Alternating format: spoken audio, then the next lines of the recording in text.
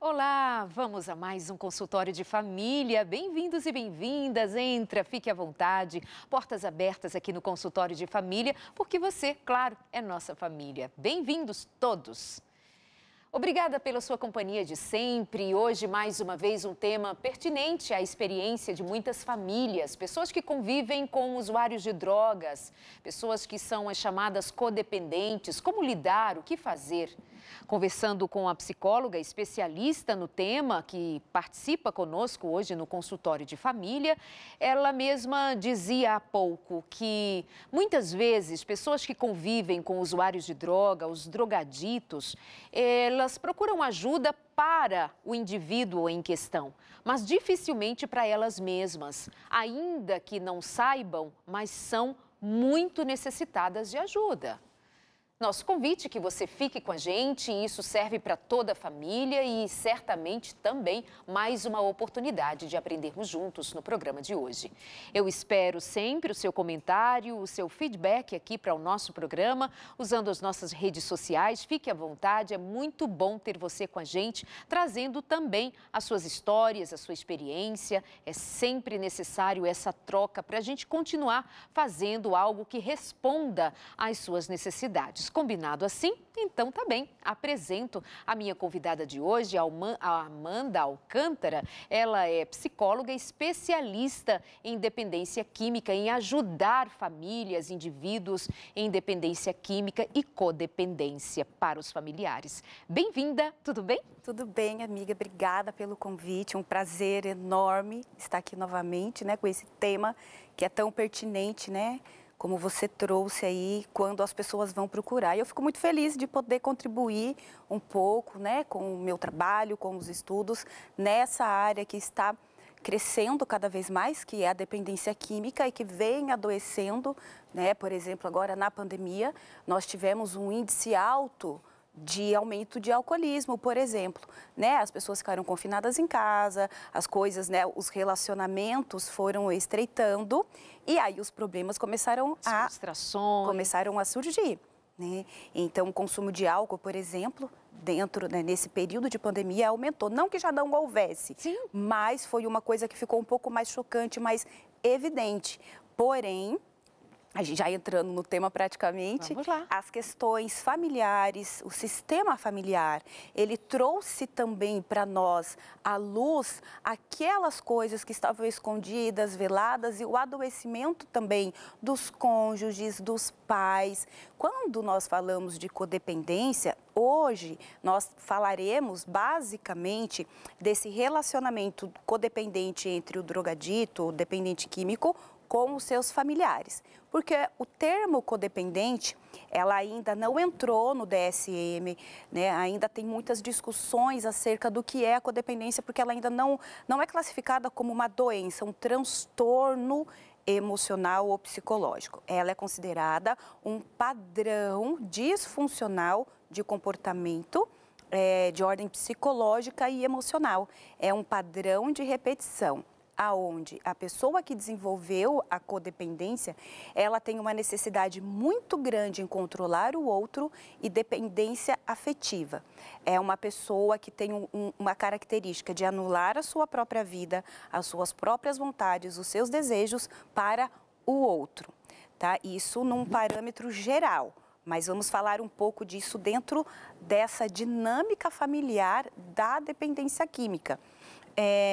Por exemplo, então, o tratamento do cônjuge, né, tanto entre o casal ali, na dependência química. Tá. Então, por exemplo, a esposa que é casada com um drogadito, ela tem, isso não é uma questão consciente, tá, Darleide? É muito importante dizer que nenhuma dessas funções ou padrão, ela é consciente. Ela vem de uma construção de padrão emocional de vivência. Então, deixa só para clarear ainda mais. Você foi clara, mas para ficar ainda melhor entendido, o conceito de codependência, que você falou de forma geral, e se aplica a diversas relações, pessoas que são codependentes de outras, que elas têm uma necessidade do outro, como se dissesse, se o outro não existe, eu também não existo. Isso. Então, pontuando no conceito geral, o que seja a codependência. Há algo mais a acrescentar sobre o conceito geral? As emoções estão sempre ambivalentes. Uma característica muito forte e pertinente do codependente é a ambivalência. Codependente emocional. Emocional. Essa ambivalência vai significar que ora eu amo, ora eu odeio. Nessa dinâmica da dependência química, né? De tantos familiares que trazem esses relatos e há estudos. Mas nesse momento, então, você já saiu do conceito mais amplo e veio para o mais restrito, que é a nossa proposta de hoje. Ok. Mas no plano geral, quando eu falo de codependência, tem uma mulher ali codependente de num relacionamento abusivo, tem ali um homem codependente, tem essa expressão da codependência. Tem sim. É que virou um termo muito usado para qualquer tipo de relacionamento que as pessoas entendam que tem alguém ali dependente. Porque o buraco é bem mais embaixo. As coisas são muito mais para trás, existe um muito mais profundas. Muito mais profundo, inclusive de ordem hereditária também. Né? É um padrão também hereditário no sentido de gerações, vai passando de geração em geração. Então, vamos supor, eu, Amanda, que cresci num lar disfuncional até certa idade. Então, vamos lá, Amanda de Alcântara, na infância, os primeiros 5 anos, um lar de violência, muita ambivalência, alcoolismo, agressões por parte paterna. Automaticamente... Pode ser materna também? Pode ser. É que a tendência é falar do gênero, né? Então, pode ser também materna. Aliás, também isso acontece muito. Quando nós vamos trabalhar os drogaditos, que nós vamos conhecer um pouco mais a fundo a história, que lhe falta ali o papel paternal, nós vemos também um lado bastante ambivalente, ansioso e muito patológico da mãe. Por quê? Entra nisso que eu estou te falando de gerações. Uma mãe que não foi tratada, não desenvolveu um bom apego, porque John Bowlby, ele era um psicanalista maravilhoso e ele desenvolveu a teoria do apego. Então, dentro da codependência, eu gosto muito de trabalhar com a teoria do apego, porque ele traz muito o apego inseguro e o ambivalente. Então, o apego todos os 4 tipos de apego que o Bowlby trabalha, isso é inseguro, ambivalente, inseguro e o seguro. Tá. Então, é o seguro, inseguro, ambivalente e outro é o evitativo, que está ali também com o inseguro. Tá. Né? Então, o apego seguro é quando a criança tem ali um lar bem funcional e tudo funciona de forma tranquila. Ela se sente né? segura. Ela se sente segura. Então, quando a gente vai falar de codependência, ou também, que pode ser usado este termo, dependência emocional, mas o que eu queria deixar bastante restrito é na questão família mesmo, dependência química. Nós observamos, quando a gente vai trabalhar e atender famílias, foi desenvolvido o apego, o tipo de apego, a modalidade de apego ambivalente. Por quê? Veja, se eu tenho um lar mal estruturado, disfuncional, pai e mãe, um dos dois, são alcoólatras, drogaditos ou vivem uma patologia ou outra ali, esquizofrenia, bipolaridade, qualquer patologia, tem um caos nesta família, porque ela pode não funcionar de forma natural e segura. Então, uma criança que, para o Bowlby, até 5, 6 anos, acho que é 5 anos, a criança está nessa fase do desenvolvimento do apego e até os 5 anos tudo se concretiza.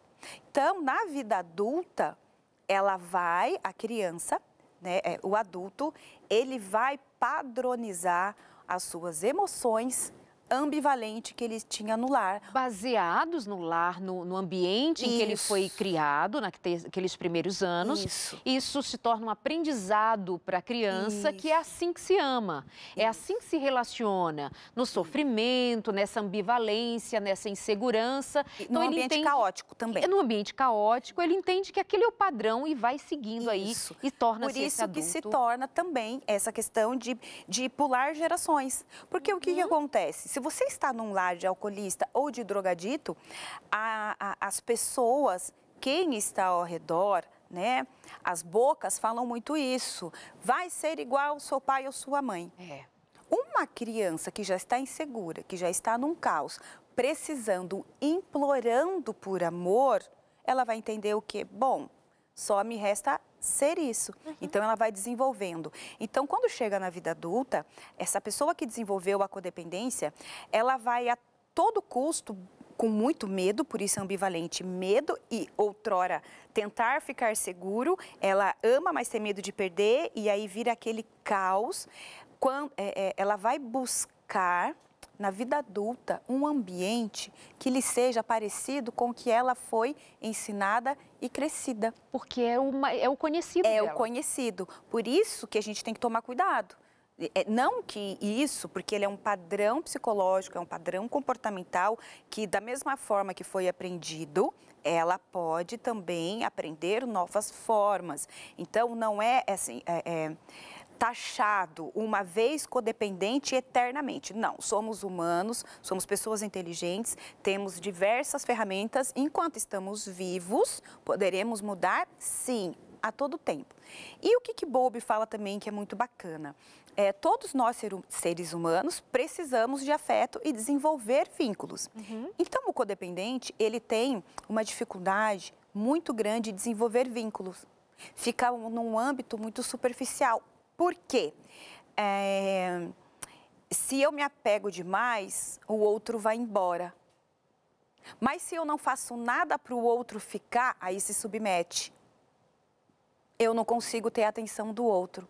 Então, fica aquela ambivalência. Na vida adulta, quando se casa com um dependente químico, a pessoa, isso não é de uma forma consciente. Ela está buscando um final, talvez, diferente para a sua própria história, ou ressignificar, viver o mais do mesmo, para tentar um final diferente, mas para tentar se relacionar, porque é a única coisa que ela sabe. Então, vamos aqui estabelecendo as conexões. Está ficando claro para você o fio da meada, para nós entendermos o que se passa no ambiente, num lar, numa família, onde há a presença de um indivíduo que faz uso de drogas, sejam elas lícitas ou ilícitas, as chamadas lícitas, mas que são um prejuízo terrível para a família. Muitas pessoas que estão envolvidas numa situação assim, elas não se dão conta de que elas precisam de ajuda tanto quanto o indivíduo que é dependente químico. Nós estamos falando do codependente, porque tem esse dependente químico, tem esse drogadito, como também é uma forma de se referir a esse indivíduo que vive sob um vício, não é? Esse indivíduo precisa de ajuda? Precisa de ajuda psiquiátrica, precisa de ajuda psicológica, precisa de intervenção? Precisa. Mas muitas vezes ele se torna apenas o bode expiatório, se torna o único tido como problema e não se dá conta de que as pessoas em volta precisam de ajuda e quando ela se ajuda, talvez seja muito melhor a resposta deste que é tido como o único necessitado ou doente ou problemático que seja, ele por causa dele tudo acontece. E você, esposa, como é que você age? Como é que você reage? Você vive buscando ajuda para ele? Você vive buscando ajuda para o seu filho? Ei, mãe, eu sei que você aí sustenta o vício do seu filho. Eu sei que você pega um dinheirinho da sua aposentadoria e você dá para o seu filho comprar drogas porque você disse, se eu não bancar o vício do meu filho, ele vai para a rua, ele vai roubar. Você não sofre com isso? Então, a gente vai continuar aqui essa conversa trabalhando nesses termos assim. E você, vó, precisa de ajuda. Mãe, você precisa de ajuda. Esposa, esposo, quem quer que seja envolvido nessa família precisa se dar conta de que você pode ser, nesse processo todo, sim, e a tendência é que seja um codependente. E a especialista que está aqui conosco hoje é Amanda Alcântara, é psicóloga, ela tem um trabalho de uma atividade já de muitos anos com codependentes, trabalhando em clínicas, atendendo pessoalmente e também junto aos familiares, e tem cada vez mais estudado, se especializado, porque o tema é necessário, é urgente. Fica aqui com a gente, porque esse papo é muito bom e é muito necessário que a gente entenda. Amanda, então é por aí, não é que a gente vai caminhando. Estamos lá na família. Já que eu lembrei aqui da mãe que sustenta o vício do filho, vamos pegar assim um caso concreto agora. Ela sustenta o filho porque ela tem medo disso, daquilo. É uma situação que se repete, não é? Quando as pessoas sustentam. O que está por trás desse sustentar o vício, por exemplo? Tem a ver com a codependência? Tem. A relação materna, ela é diferente da conjugal, né? Certamente, desse drogadito com a mãe, com as suas esposas. O que acontece muito nos lares da mãe? Eu já ouvi muitos relatos. Mas eu prefiro dar o dinheiro, ele fuma em casa, etc. e tal. Isso é muito mais prejudicial para esse usuário. Porque se tem alguém ali financiando, obviamente ele nunca vai parar de usar. Se ele nunca vai parar de usar, eu nunca vou parar, eu nunca vou ter um dinheiro, nunca vai ser sustentável, é um buraco sem fundo. Será, Darleide, que quando o meu filho... Porque assim, toda mãe conhece o filho, né? Uhum. Diz o ditado. Diz o ditado. É para conhecer. É para conhecer. Quando um filho chega para a mãe e fala, eu estou devendo, eu estou na rua e vão me matar, isso, aquilo, outro. Obviamente que ele quer causar, ele ou ela, nesses pais, um medo, uma coação e manipulação. Né? O drogadito trabalha com essas ferramentas. Com essas ferramentas, porque ele quer o dinheiro para usar droga. E aí, muitas vezes, pode partir para agressão, etc. e tal. A mãe, com medo ou com receio dele sair, de ser morto pelo traficante, etc. e tal, ela financia isso. Só que ela não está ajudando de forma alguma o filho dela, né, desse casal, a sair do mundo das drogas. Ai, Amanda, mas eu já ofereci diversos tratamentos, eu já paguei, fui em clínica, etc. e tal. Então, aí eu pergunto, a senhora já perguntou se ele quer parar de usar? Aí entra a codependência. Não, Amanda, eu já falei, mas eu conheço, ele tem um coração bom, o que estraga é a droga. Então, ele precisa de um incentivo meu, porque eu sei como cuidar do meu filho. Quando a mãe se coloca nesse poder absoluto sobre a vida do filho, ela inutiliza a capacidade dele e a habilidade dele de se reinventar, de se reconstruir como homem ou como mulher, como um autor da sua própria vida.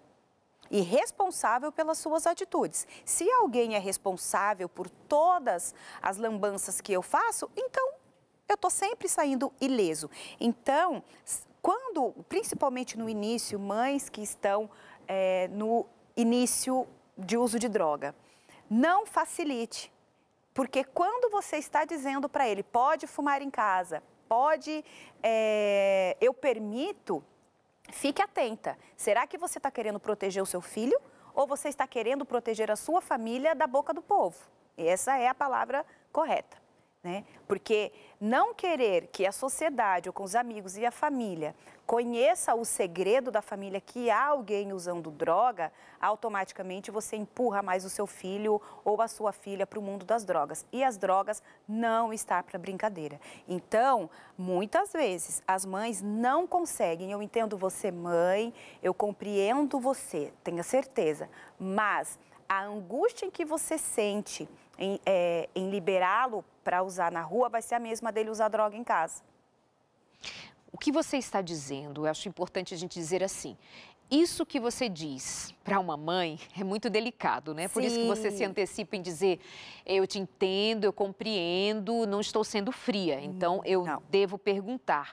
O que você está dizendo é uma opinião da Amanda ou é uma indicação da própria psicologia, da própria ciência, do próprio estudo relacionado às formas de ajudar um drogadito? É uma forma da ciência psicológica trabalhando na drogadição. Por quê? Porque existe um sistema familiar que funciona há anos, que funciona há décadas, desde os nossos avós, bisavós e tataravós. Na minha geração, vamos supor, está acontecendo de todos os meus primos, todo mundo usando droga, etc. e tal. Isso vem acompanhando as minhas gerações. Vamos supor. Então, isso é muito comum. Ah, o filho da fulana, o filho da ciclana, ok. Ah, todo mundo usa. Numa família em que não tem conversa, numa família onde não é aberto o diálogo para falar sobre sexo, sobre drogas, sobre todos os assuntos que são pertinentes, eles se tornam tabu. Então, quando eu não ensino o meu filho a usar o que é droga, ele vai aprender na rua. Se eu tenho muito medo de que, porque quando alguém usa droga na família, Darleide, ele está denunciando que algo está fora do sistema, algo está ruim. Do sistema da família. Da família, aquele sistema familiar ali composto e constituído. Peraí, então, alguém, um adolescente pode ser também? Um adolescente. Adolescente, o jovem, está usando drogas. Ele está denunciando que há algo nesta família que ficou em falta. Isso. E se foi o caso de um menino que foi convencido a usar droga e começou a usar droga por curiosidade? Sim. Seria o mesmo caso? Se aplica a mesma questão? Olha, A curiosidade, eu penso. Sim, mas se eu tenho uma base, uma construção, uma conversa aberta, aonde eu dou segurança e eu estimulo a autoestima do meu filho, dificilmente ele vai experimentar uma droga por curiosidade. Porque, veja, o Joãozinho é diferente do José. Então, o José, ele pode experimentar, não ter a predisposição e não despertar nada. Mas o outro amiguinho aqui já tem a predisposição. Ele pode, o primeiro uso, o segundo, e daqui a pouco ele se tornar um dependente. A questão maior é, quando a família descobre, ela não sabe o que fazer. Se é uma família que não conversa, não desenvolveu as habilidades de conversação, de segurança, de amor, de empatia, se ela não tem uma escuta, porque o fato do adolescente estar falando com os pais não significa que os pais estão ouvindo. Tem isso também, né? Então, o que acontece? E isso é sério, viu? É melhor ele fumar em casa porque os vizinhos não vão ver. Isso é sério porque muitas vezes nós dizemos que os filhos não escutam os pais. E você traz agora o inverso e é uma verdade. Quando eu uso droga, eu estou dizendo alguma coisa. Quando eu estou fechado no meu quarto, talvez o adolescente está dizendo alguma coisa. Quando ele não conversa com ninguém de casa, mudou de comportamento, não dorme, as notas na escola caíram. E não foi por conta da qualidade do ensino nos últimos tempos, nessa pandemia. Enfim, mudança de comportamento, mudança de humor, tudo isso é linguagem, né? Tudo isso é sinal. Linguagem. Tudo é assim, Darleide. Quando a gente vai falar de codependência numa família que está com problemas de drogadição, nós trabalhamos com uma palavra que se chama homeostase. O que é homeostase? É aqui, eu luto para que aquilo permaneça do mesmo jeito. Deixa tudo do jeito que está. Melhor não mexer. Quando eu vou tratar a dependência química, por exemplo, numa instituição, e eu começo a convidar a família, as esposas, ainda que estejam num comportamento codependente, às vezes elas são mais rápidas, elas colocam mais limite, elas começam a desenvolver amor próprio dentro dessa codependência, porque ela também já se casou com um drogadito, quando ela sabe que ele é drogadito, tá?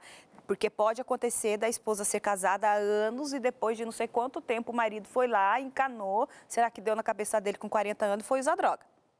Pode acontecer isso também, né? Mas as mães têm uma maior dificuldade nessa codependência no sentido do poder, eu mando e eu desmando. Por quê? Quando se descobre que usa droga, fica aquela questão da culpa. Quem errou, o pai fora de casa, a mãe, enfim. Nunca vai achar o culpado, porque não é essa a questão. A questão é, temos um caos, o que faremos? Dar dinheiro para o filho usar droga não vai resolver, porque você vai financiar e isso vai ser pior, porque ele não vai parar de usar droga. Não caiam neste mito. Eu acredito sempre que as pessoas têm um bom coração, mas não é isso que vai fazer o seu filho parar de usar droga. Não são os amigos que vão levar o seu filho ou tirá-lo da droga. O que vai fazer o filho ou a filha, o cônjuge sair da droga, é o querer dele. É ele olhar e falar, eu decido e eu quero viver uma vida saudável, uma vida plena, com tratamento psiquiátrico, nutricional, psicólogo, grupos. É isso que vai fazer. Quando ele entender do fundo da alma, do coração dele, que, nossa, isso não é vida. Automaticamente, o codependente também. O codependente começa a entender que, opa, este caminho que eu estou, do governo desta casa, do governo desta família, está muito pesado. Quando a esposa começa a compreender que, ei, eu sou alguém diferenciada deste homem, porque a codependência, ela te envolve de tal forma que você começa a ter os mesmos comportamentos do drogadito. Quero só fazer um adendo aqui. O termo codependência nasceu em 1940 com mulheres de alcoolistas. Então, o AA já existia. O AA, né, o Alcoólicos Anônimos, já era algo predominante, já era algo muito conhecido e ele salva vidas, né? Então, as mulheres estavam tendo as mesmas reações que os alcoolistas emocionais. A ambivalência, o começa e não termina, a ansiedade, a depressão, o medo, o comportamento reativo a tudo, a agressividade, a impaciência, a intolerância.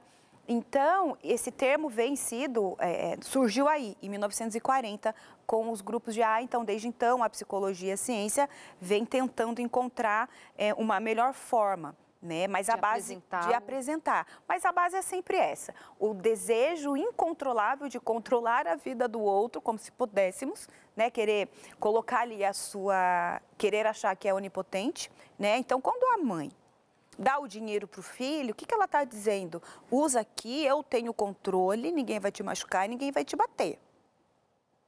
Só que assim, eu estou me ferindo, eu estou me machucando, porque eu estou vendo o meu filho usando droga na minha frente e dentro da minha casa. Seria uma espécie de superproteção, né? Eu superprotejo. Mas aí entra algumas questões. Será que você encarar, por exemplo, a consequência do próprio vício, né? Eu superprotejo, mas claro, tem outras questões. É essa questão da dinâmica familiar da homeostase. Quando um profissional começa a trazer essa mãe, este pai e essa esposa para o âmbito do tratamento, começa a ter um choque. Por quê? Porque o nosso papel como profissional é dizer, olha, este caminho não está legal, olha, você está facilitando o uso dele de droga. Então, quando uma mãe quer que o filho fique em casa, ok, eu entendo perfeitamente que tem medo de que traficante, que alguém se machuque. Mas também há o medo desta família, do que as pessoas vão pensar, do que as pessoas vão falar. A família também quer se proteger. Sim, claro. E assim, o delicado mesmo, em se tratando de mãe, por exemplo, e a esposa também, ou enfim, o marido, se for o caso, mas os casos mais aparecem as mulheres procurando ajuda para os maridos, né? As mães também. Mas é um padrão materno. É, né? Porque esse marido fica subjugado a essa esposa que, ora, também é ambivalente. Ora, a esposa é esposa, vai para as questões da sexualidade, etc. e tal, o amor romântico, ora, ela é aquela mãe. É a tutora. É a tutora, é a que manda, é o que dá o dinheiro, é que manda lavar. Você usou droga a semana inteira e eu estou de folga, eu quero que você limpe a casa. E aí ele vai lá, porque ele está cheio de culpa e de remorso, lava, passa e cozinha. Olha só. Bom, nós vamos para o intervalo e a gente volta conversando ainda sobre isso, porque é muito interessante, gente, muito interessante. A gente não costuma dar atenção às outras pessoas da família. É só o garoto que é usuário de droga que é um problema. Meu Deus, como foi que esse menino... E agora o mundo desabou sobre a minha cabeça. O que eu faço para ajudar esse menino? Aí vem a terapeuta, vem o psiquiatra, vem a ciência e diz assim, olha, você não pode trabalhar esse comportamento de proteção, você precisa deixar que ele arque com algumas das consequências. Que absurdo! Não vou mais para o tratamento, não quero nem ouvir essa psicóloga aí, porque eu sou mãe, né? A gente entende, mas a coisa é séria, a gente precisa dar conta do que é sério para funcionar. Nós já voltamos, até já.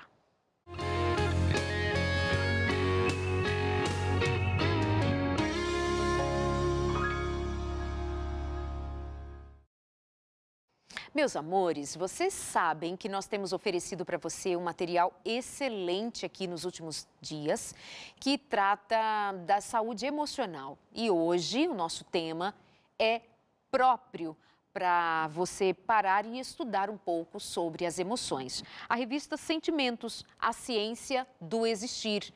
Autoria da doutora Rosana Alves, que é neurocientista e elaborou todo esse material aqui de uma revista que trata sobre ansiedade, sobre depressão, sobre a saúde emocional como um todo. E você vai simplesmente receber em casa de presente, não precisa pagar para receber, basta me mandar uma mensagem agora pedindo a sua revista. Manda uma mensagem para o WhatsApp, é rapidinho, salva aí nos seus contatos e pede, diz assim, Darleide, manda para mim a revista Sentimentos, a ciência do existir. Sentimentos, pede e a gente manda para você. 12 98244 4449. 12 98244 4449. Combinado assim? Presente, parceria da Novo Tempo com os Anjos da Esperança. E você que é um Anjo da Esperança, muito obrigada por nos ajudar financeiramente a distribuir todos os dias milhares de estudos bíblicos, milhares de revistas que leva conhecimento, leva esperança, cada uma das revistas que leva tanto amor junto, espalhadas por todo o Brasil, fazendo a diferença na vida das pessoas. 12 98244 4449. A nossa conversa de hoje é com a psicóloga Amanda Alcântara, tratando dessa questão que é presente real na vida de tantos lares no Brasil. Pessoas dependentes químicas, os chamados drogaditos e sua família. Como age a mãe? Como age o pai? Como age a esposa? Como lidar, bancar o vício, ajudar, manter o vício em casa? E se for para a rua? E se for morto? E como faz para comprar a droga? Como é que faz com isso? Eu entendo, a família, né, tem tanto amor, quer proteger, mas a indicação é que é preciso considerar a necessidade de bancar as suas escolhas, bancar as suas decisões. Volto com a Amanda Alcântara e eu pergunto para você, Amanda, quando nós pensamos, por exemplo, num caso grave, eu estou insistindo ainda ali na mãe, né? Porque as bichinhas sofrem, mas tá, pode incluir a esposa aí, o marido. Mas quando a gente pensa em São Paulo, capital, a gente tem ali uma rua, um lugar, né, que é chamado Cracolândia, onde as pessoas estão ali entregues ao vício, quer dizer, as famílias têm muito medo de que um filho vai morar embaixo da ponte, por isso mantém essa ajuda, esse auxílio e banca e corre daqui, meu Deus, o que faz? É da família fazer. Mas a questão é que você insiste em dizer, cuidado, você por conta não de sua opinião própria, pessoal, né? Você não está falando pessoalmente, você está falando como profissional. Você diz, cuidado para não bancar esse vício. Mas e se chegar na Cracolândia? Esse indivíduo não tem mais capacidade de decidir muita coisa na vida. Ele não tem, mas ele também escolheu. Eu bato sempre nessa tecla, né? São muitos anos trabalhando em dependência química. Ainda que as pessoas não acreditem nos tratamentos de internações, muitas mães internam, eles aprendem, ficam 6, 7, 8 meses ali na abstinência, sem uso, aprendem o cotidiano, tem tratamento. Quando eles saem, já a compulsão maior ela já passou. Porque também há algumas coisas que são comportamentos aprendidos. É claro que quando nós estamos falando de dependência química, estamos falando também neurologicamente de uma estrutura que foi modificada, mas existem diversos mil tratamentos em que a maioria dos drogaditos já passaram. Eles fazem a escolha de querer, porque sempre vai ter alguém que vai bancar. Não estou de querer usar a droga? De querer usar a droga, porque alguém vai bancar. Se não é a mãe bancando, se não é o pai pagando conta, se não é a esposa, as esposas, elas se colocam um pouco mais. As esposas, ainda que adoecidas pela codependência, porque elas estão tentando mais do mesmo, elas ainda conseguem se colocar e falar, não, ou você vai trabalhar, ou você faz isso, ou você vai aquilo, você vai ter que contribuir de alguma forma.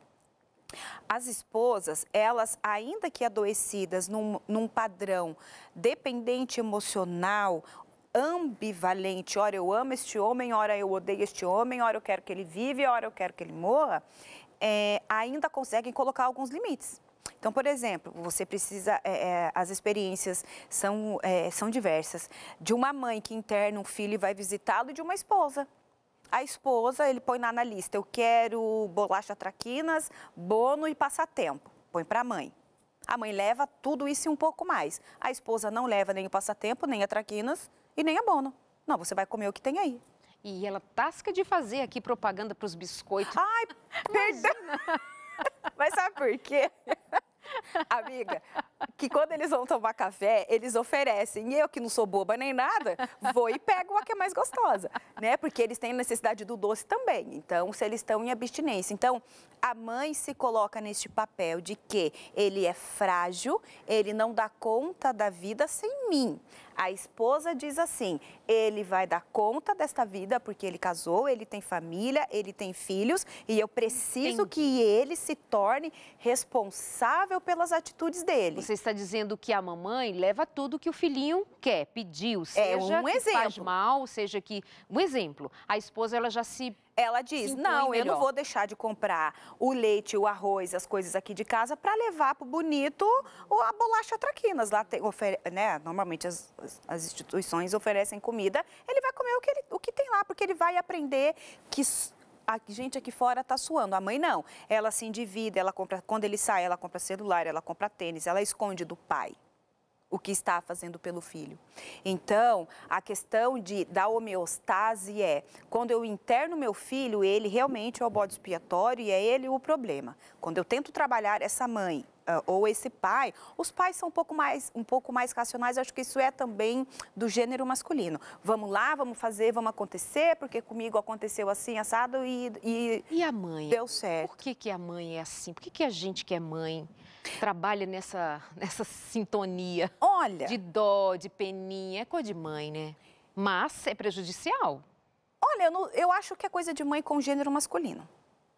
Com as meninas é diferente. Sabe, eu vejo pela minha casa mesmo, né? A criação do meu irmão, que minha mãe teve ele 14 anos depois de mim, mas a minha, mas tirando minha mãe, coitada, Sim, né? Vamos voltar para a clínica. Vamos voltar para a clínica. Quando eu trabalhei em instituições femininas, a questão da mãe com a filha, o mesmo gênero, era mais conflituoso, mais rivalidade. Isso também podemos pensar que também tem uma raiz bíblica nisso. Né? A questão da inveja, a questão de que a mulher tem muitas mulheres machistas, Darleide. A gente acha que homem só que é machista, mas não é, tem muita mulher machista. As mulheres, elas não se compadecem muito hoje, isso está mudando. Mesmo sendo mãe, uma filha, você ali atestava isso. A reação das mães com as meninas, bem diferente. Usuárias de drogas, como os meninos são usuários de drogas, a relação da mãe com a menina é mais firme. Mais firme, mais rígida. Eu não criei ela para isso, porque aquilo. Por quê? O pai protege essa filha. A mãe entra de intervenção. E a mãe entra com esse papel forte. Só que nesta família, por exemplo, neste contexto de uma mulher usuária de droga, a mãe desempenha a maior parte do tempo a chefia, a ordem e o controle geral. Este pai, às vezes, fica nulo, a função dele é só não, né? Mas de colocar a comida em casa, mas quem coordena tudo é a mãe. Então, é um pai submisso e quem governa é a mãe. Então, quando esse pai tenta ajudar esta filha, também tem uma questão da rivalidade dos ciúmes. Entendi. Porque, às vezes, essa conjugalidade já está perdida. E como essa dinâmica com o menino muda? Porque aí o filho é da mãe.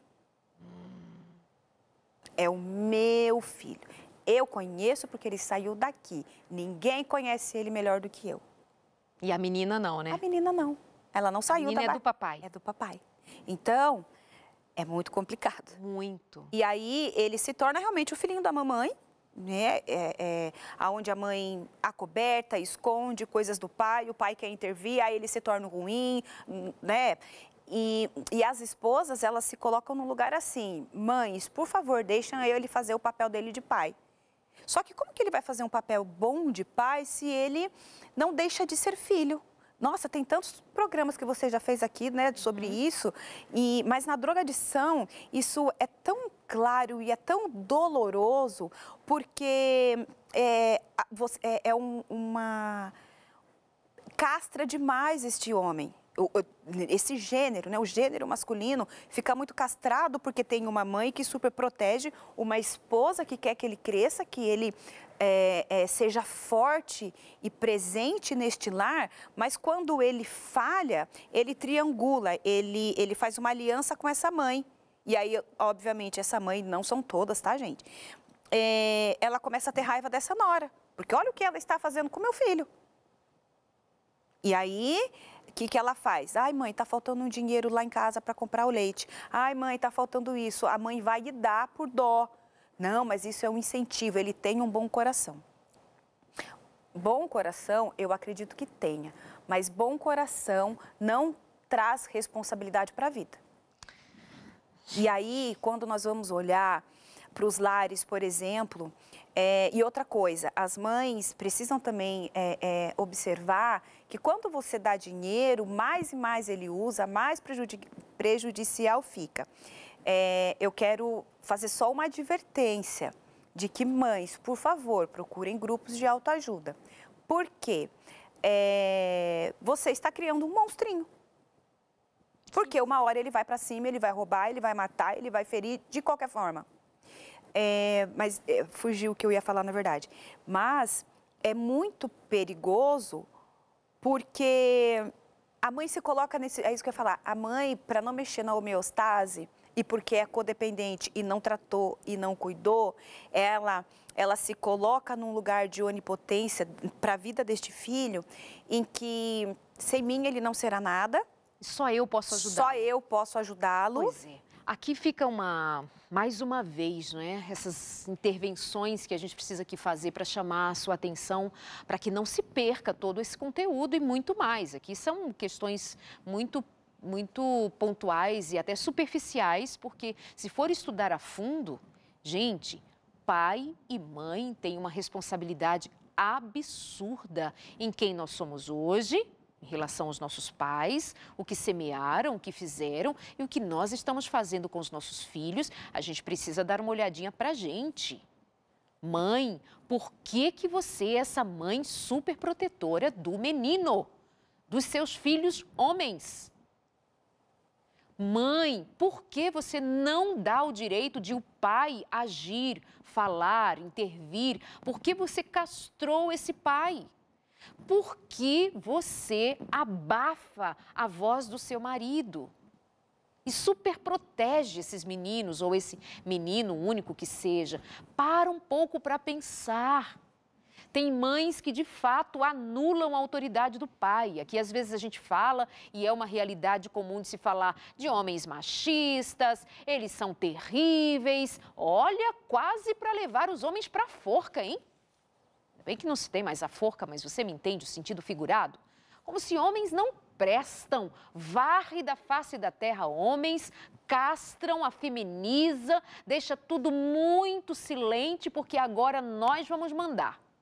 Experimenta mandar na sua casa, eliminando a voz masculina, eliminando o suporte de uma família, de um pai, de uma mãe. Experimenta, e isso é experimentado na vida real de muitas famílias, e observa.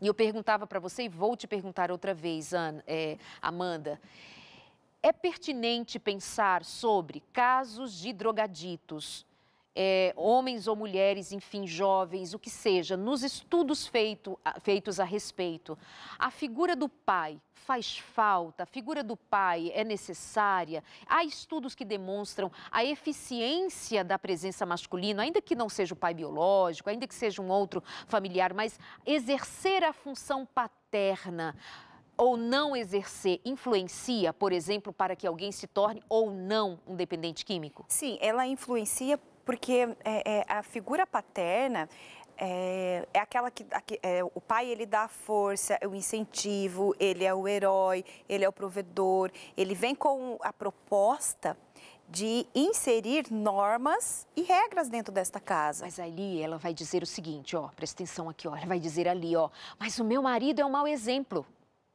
Mas ele é um mau exemplo.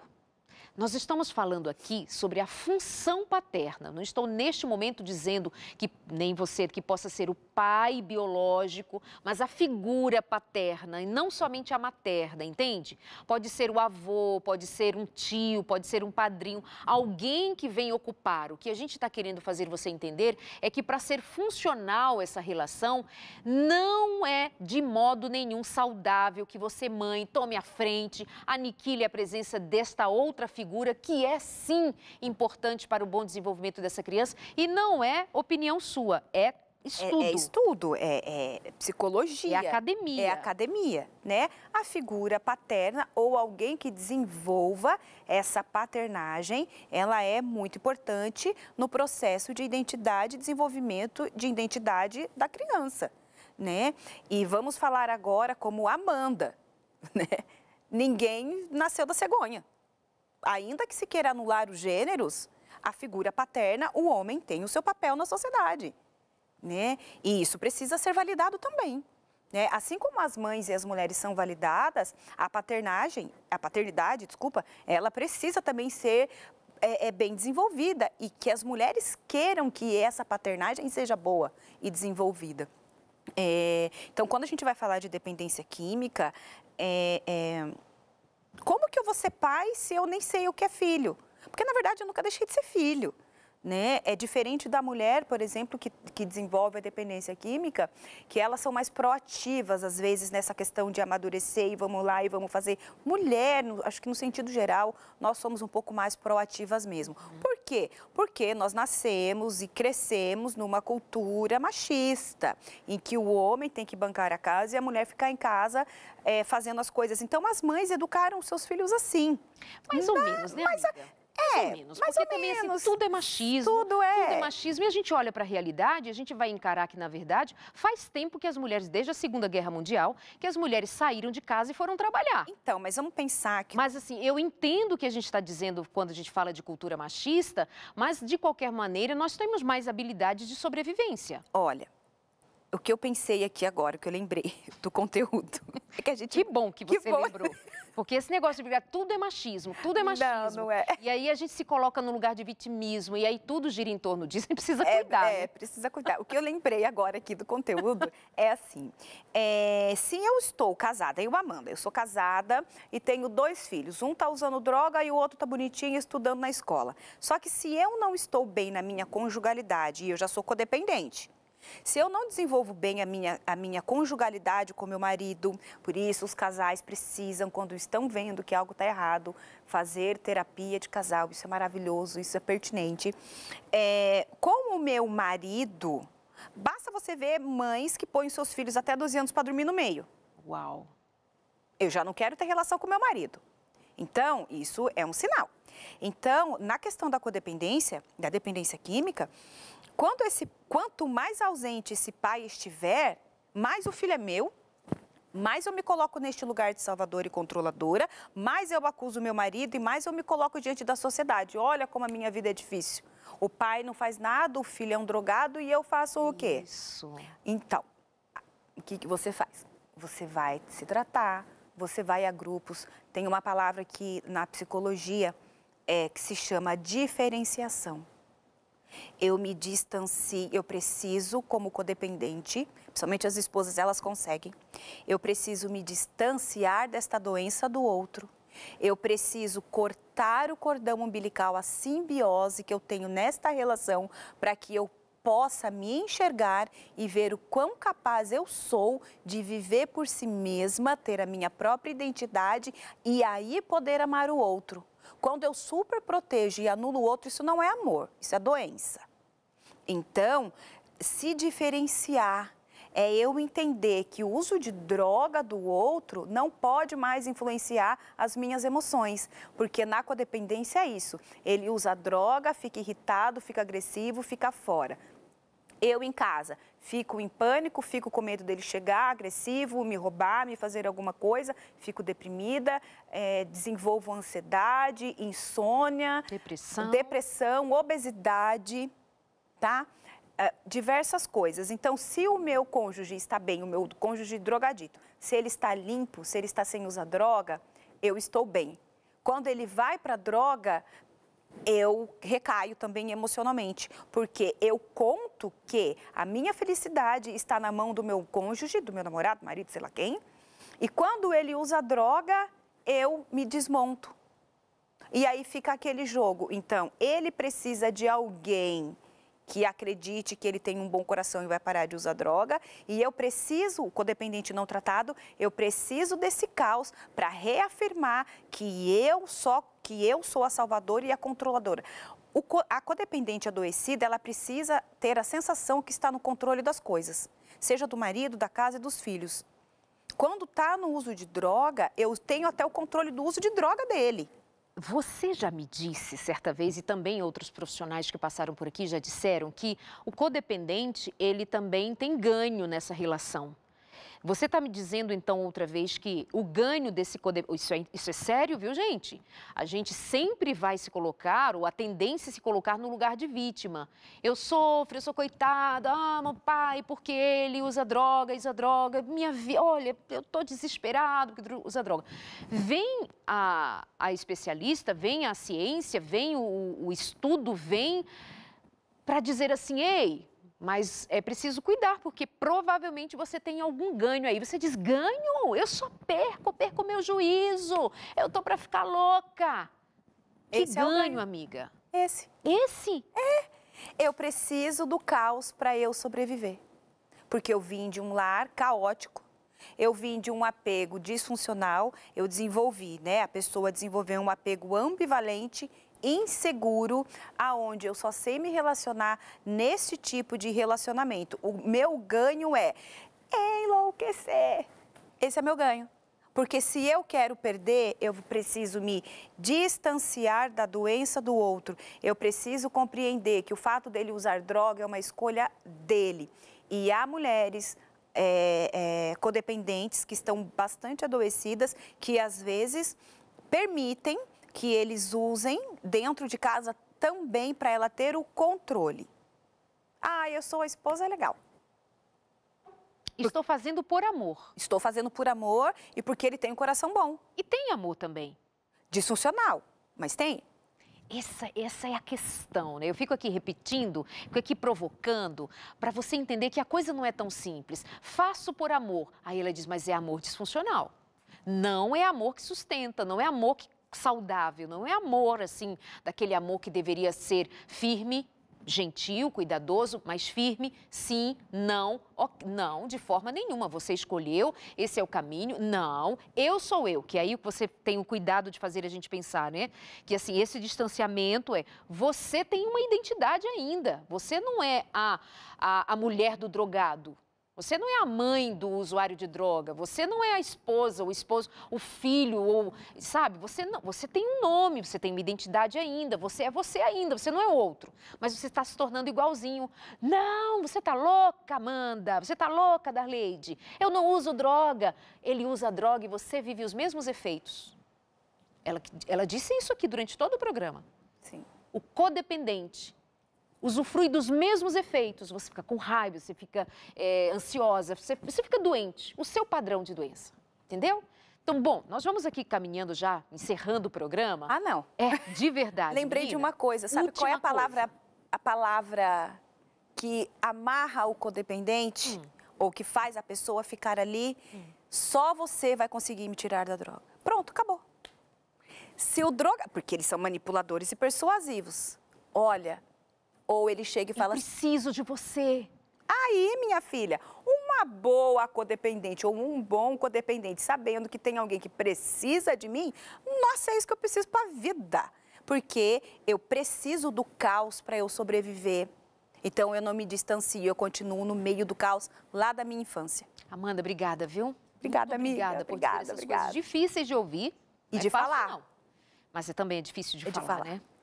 Mesmo Sim. sendo profissional há tantos anos, cuidando de tantos casos, trabalhando em clínicas especializadas no atendimento a drogaditos e familiares, não é fácil de falar. A gente está falando de relações muito íntimas. Mas, gente, se esquecer tudo o que foi dito aqui no programa, guarde uma coisa. Você que convive com alguém que é viciado em qualquer coisa, um drogadito, um usuário de álcool, droga, outra coisa qualquer, você é essa pessoa. Hoje o que nós viemos dizer aqui para você, se você esquecer tudo, lembre-se disso que eu vou te dizer agora. Você precisa de ajuda. Você está doente também. Você está me entendendo? De amiga para amiga aqui. Você está me entendendo que você precisa de ajuda, que não é somente ele quem está doente, mas você também está doente, que você não pode ajudar o outro quando você não sabe o que fazer com você mesma?